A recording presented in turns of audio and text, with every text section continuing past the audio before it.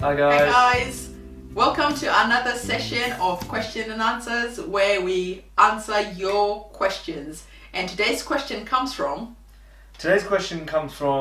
Winnie Boateng Atta, and her question is, Prim, is it a good thing to avoid mum or dad if we didn't have a good relationship with them, or not having any contact with them at all? Right. For me personally, I'll say if you don't have a good relationship, then for me, I think it's a good idea not to have a relationship with them. Because I felt, like I mentioned in one of the videos, I didn't have contact with my sister for over 7 years, and I also didn't have contact with my mum for over 7 years. So for me, it was a good time to heal, to build up the muscles that I need to be able to confront my mom when the time came, and just to be away from that negativity, you know, like, because it just grinds down into you. Because I really understand, like, sometimes the culture, and sometimes like the grown-ups and the elderly people in the African culture, I know it's the same as well in the Indian culture, in the ethnic culture, those elders sort of like have a hold on the younger, isn't it? On the younger people. Through culture and emotion as well. Yeah, exactly. So for me, I think it is important sometimes not to have that connection. But you know that even that hold that they have is like the old, because there's an image of a donkey tied to or a horse tied to a chair, plastic chair, which isn't tied to anything. But when that horse was little, it couldn't move the chair. So because it couldn't move the chair, as it gets older, it never attempts to move the chair. Right. Because you now are mentally weakened. Exactly. And that's what strong, abusive parents, because they've been putting you down, they've been beating you, they've been abusing you since you were little, a lot of you will never challenge them because you've still got that fear of them. Right. And that's what it comes down to. Right. I think it's a bit of that concept. And definitely you're right. Yeah. You need to maybe go away, recollect your thoughts, especially if you're... in an abusive sort of like situation like that. Yeah, not only is it abusive, but if you can financially take care of yourself, I think then you can walk away, live your own life for a little while. Yeah. But you don't, if you're planning to be out of their life anyway, I don't see why there's any harm in you going back to confront them with your kind of like, now I'm an adult, I'm strong, you can't hurt me now. This is the way it is, the way I feel. Obviously Prim did it. And this is the way it is, you did me wrong. Yeah. And I think you need to apologise. Exactly. For the way you brought me up, or my brothers and sisters up. Yeah. You were wrong. And if they don't like it, you can walk away and not care about them being in your life. Yeah. Because in that situation, if you are financially dependent on them, that's going to be very difficult, because once you confront your parents and you're financially dependent on them, they have the upper hand. So it's almost like a game of chess.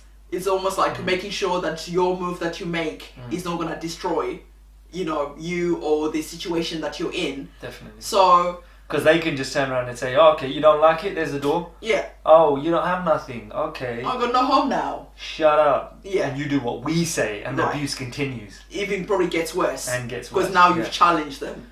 Do you know what I mean? Yeah, definitely. And I think, like, for me, like I said, I had no contact with my mom for about 7 years.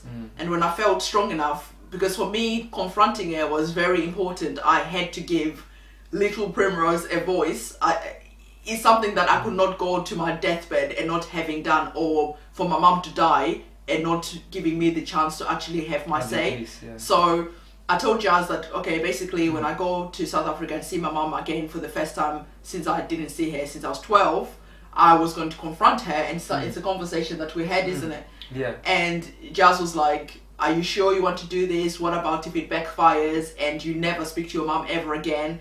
So you were sort of like good in that regard, isn't it? Because Jazz was able to like show me different scenarios that can actually possibly play out. But I think you said to me that obviously you weren't concerned about not having her in your life because of what happened. So even though you were speaking to her at the time, you wanted to say your piece, otherwise you wouldn't be at peace. Exactly. So it had to be done. Yeah. And for me, if she decided, you know what, alright, fine, I'm never going to speak to you again, I've disowned you, not my child anymore. For me, that was a risk that I was willing to take. So for you, you need to probably think, what about if I never ever see my parents ever again? Is that a risk you're willing to take And if they're bad people and they're abusive, then they're definitely not the sort of people that you want in your life anyway. Yeah. So, and remember, your brother, your sister, your mum, your dad, they could be bad people. Yeah. Just because they're your blood doesn't mean that you have to keep giving them more kind of rope. That's it. At some point, you got to cut the rope and say, "See you later. I'm not putting up with this anymore." And basically, you're not my family, and see you later. Yeah. I'm gonna live my own life. Especially if you have a good partner and a good family and kids, you're gonna drag them back into that environment because you think that you need a relationship with them. Yeah. And then when you drag them back to that environment, you end up losing the good stuff that you got. Exactly. The husband or the wife, the kids. The relationship. Because you're busy trying to keep these negative parents in your life. Yeah. So, and I think like for parents and for people who are manipulative and controlling over other people, they know when they can control you. Like I know very well when my mom was able to control me, she knew she had the upper hand and she knew she could manipulate and sort of like use me wherever she wanted, and my sister was the same. There was like almost like this control. You're almost like under the thumb, right? And the moment that the tables switch around, straight away, isn't it? Like my mom backs down, she's so respectful, she's so under manners now, and my sister's the same. So sometimes the bully, when you bully them back or stand up to them, they know that you definitely don't need them anymore. Yeah. And you've got a good life, and yeah. So I mean, obviously in regards to like parents maybe thinking that they have the upper hand, or that you are subservient to them in some way, even though my parents' intentions were all good, or my dad was good, but my mum's intentions were all good, when I was going to get married to Primrose, she wanted the best for me, but she still laid all the cards out on the table that she didn't want me to get married to Primrose, and obviously if I was gonna, then that was gonna be it. We weren't gonna have a relationship. I still said, no, Mum, I want you there. I want you at my wedding, and I'm getting married, and I'm gonna live my life. So that's how it's gonna be. So if you want to, so I could have been blackmailed emotionally by my parent or my mum at that time, but I chose not to. I chose to be strong because maybe I trusted who I was going to be with, and financially I knew I could live by myself if I needed to. So like I said, financially it probably is important as well, because if you're reliant on them, then you probably aren't going to step up, and you're never going to really say your piece. Yeah. And so for you, what about if you never saw your mum again? Is that something that you thought about? I did. I knew when I took the action, I thought maybe she won't ever come round, but which she did, which was fine and all great, and thank God for that. But I was willing to take that risk for the future. So, as we said, if you're thinking about just writing the family off altogether because they were abusive, you need to then consider, is it worth your while, and is it something that you really want to do by confronting them? Because if you're willing to write them off anyway, you can confront them and say your piece. Yeah.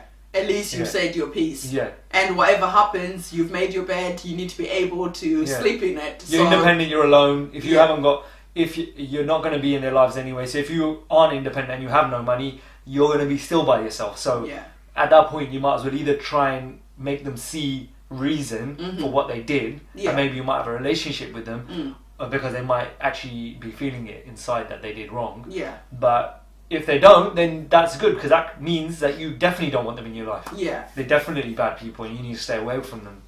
But one important thing I was going to say before we left, even like with Jazz's mom and my mom, when I confronted her not in a, you did wrong, you know, you need to sort of like have a strategy, a plan of action, and the way you approach a situation sometimes also determines how that situation is going to end up. So if you go in a situation and you're going to be pointing the finger, you did this, you need to be sorry, that person automatically is going to be defensive and is going to shout back. No, so you don't want to have the person or your parent, whatever it is, be on the defense straight away. With my mom, the conversation didn't start off the defense. It was different, it was respectful. I had what I had to say and she had to listen to it, and then from that point on, it wasn't like from the off I'm on the defense. So always like have that in mind, you know, how am I gonna actually bring up the subject? Is it gonna be gently done? All that stuff. So have a game plan before you actually walk into the lion's den, because you don't want that lion to get up and devour you. Because I don't, as I said, I don't think that you should just completely write your family off. No. In that situation, you have to try and give it a chance. Yeah. Because as I said, maybe they're feeling guilty, and maybe with the day that you do talk, they might actually say, do you know what, I did wrong, sorry. Or maybe they won't say sorry, but maybe they'll show it in other ways, that look, can we just have a relationship? Exactly. You know what I mean? But if they're not changing, but then walk away. Yeah, but if they show you that they haven't changed, then that's not a relationship you want. Exactly. Yeah. You don't want someone who's going to carry on as an adult, someone who's going to carry on being that dark cloud over your head all the time. If that's the case, it is so much better, to be alone, isn't it? Definitely. It's so much better. So, was that all the... that was the question. And if anyone else has any other questions, please leave it in the comment box below. Give a thumbs up to the video. And please keep coming back and watching. Subscribe. Click the bell at the top to make sure you double subscribe. Notification bell. And yeah, we will see you in the next video. Thank you again for watching. Take care, guys. Bye. Bye.